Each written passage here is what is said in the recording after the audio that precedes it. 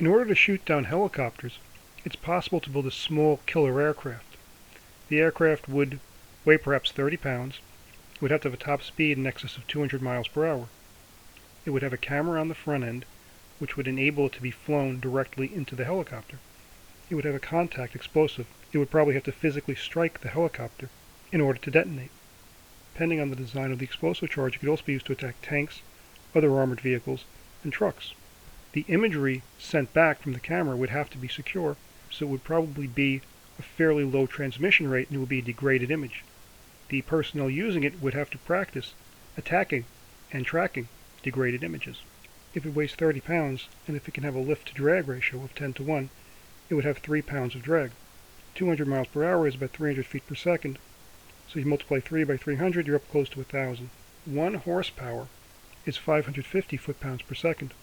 Allowing for inefficiencies, allowing for some reserve power, you need about a 3 horsepower motor, which could weigh about 3 pounds.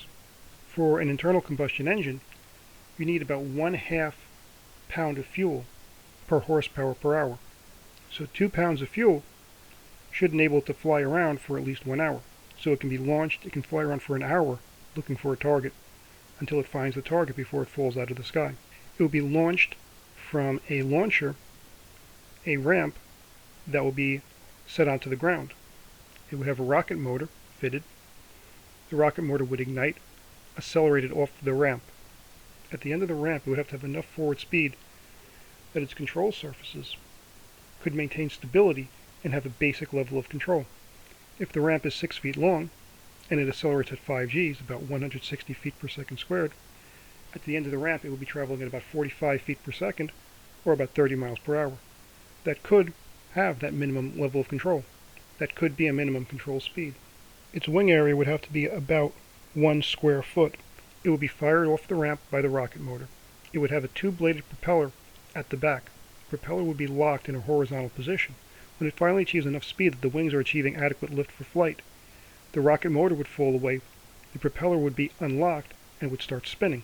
By the propeller spinning, the motor would be started. It would also then start generating electricity for operational uses. So if you have a wing area that's 2.5 feet wide, 2.5 foot wingspan, and if the chord, the front to back measure of the wing is 0.4 feet, or about 5 inches. In places such as Syria, where you are trying to prevent helicopters from attacking people, it could be a useful system. It could also be a useful system for regular military units.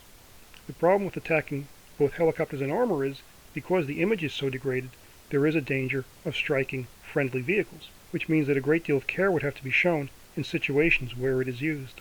The transmission back would be similar to cell phone communications, where it's skipping frequencies and transferring frequencies to make it harder to jam.